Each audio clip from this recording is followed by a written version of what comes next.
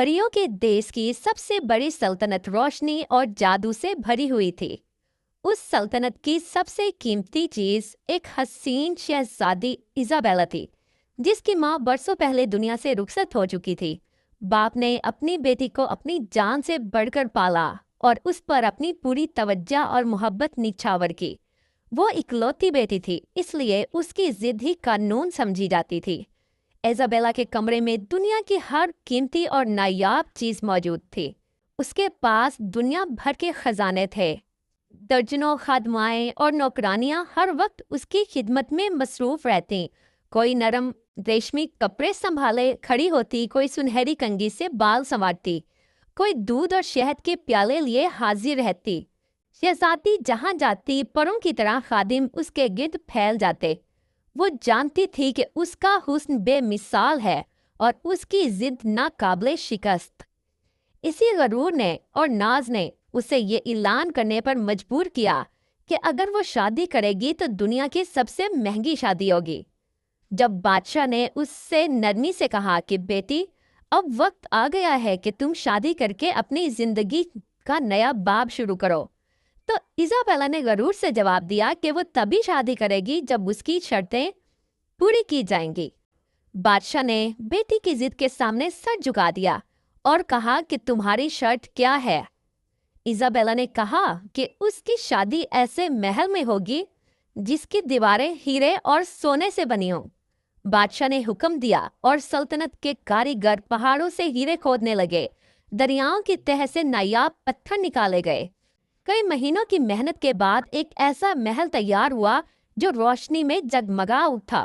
दीवारों पर जड़े हीरे सितारों की तरह चमकते थे। छतें सोने से ढकी थीं और हर कमरा आईने की तरह दमक रहा था। इजाबेला ने महल देखा, लबों पर गरूर की मुस्कुराहट आई और उसने कहा, ये शर्त पूरी हो गई, लेकिन अभी दूसरी शर्त बाकी है। उसने ऐलान किया कि शादी के दिन दुनिया भर के जेवरात उसके कदमों में ढेर किए जाएं।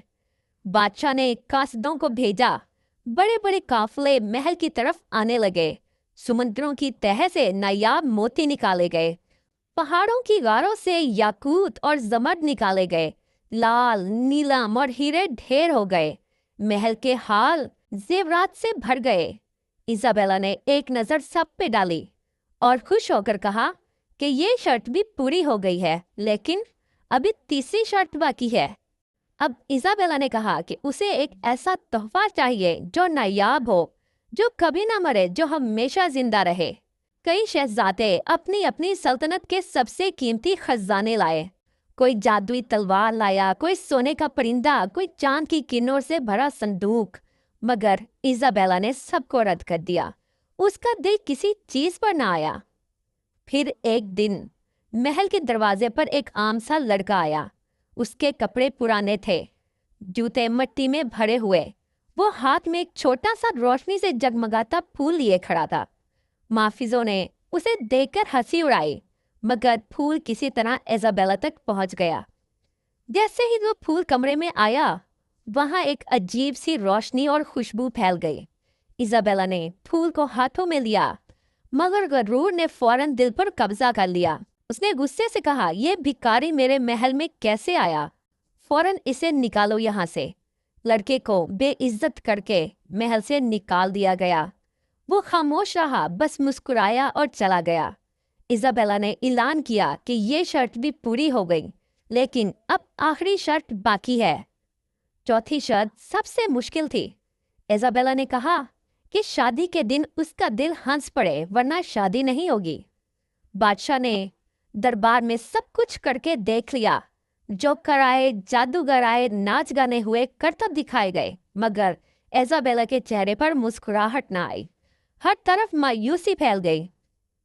फिर एक दिन इजाबेला महल के बाग में अकेली चहलकदमी कर रही थी कि अचानक उसे दूर जंगल से एक आवाज सुनाई दी। वो आवाज इतनी नर्म और सुरीली थी कि दिल को छू लेने वाली थी। इजाबेला रुकी और गौर से सुनने लगी। आवाज किसी गाने की थी जो हवा के झोंकों के साथ उसके कानों तक पहुंच रही थी। तजस्सुस ने उसे खींचकर जंगल की तरफ बुला लिया। वहां एक दरख्त के नीचे वही आम लड़का एंड्रियन बैठा हुआ था, बांसुरी बजा रहा था और गुनगुना रहा था। इजाबेला रुक गई। वो हैरान थी कि ये वही शख्स है जिसे उसने भिखारी कहकर महल से निकाल दिया था। उसकी आवाज में इतनी मिठास, इतना दर्द और इतनी सच्चाई थी कि इजाबेला बेअख्तियार सुनती रही। ये मामूल रोज का बन गया।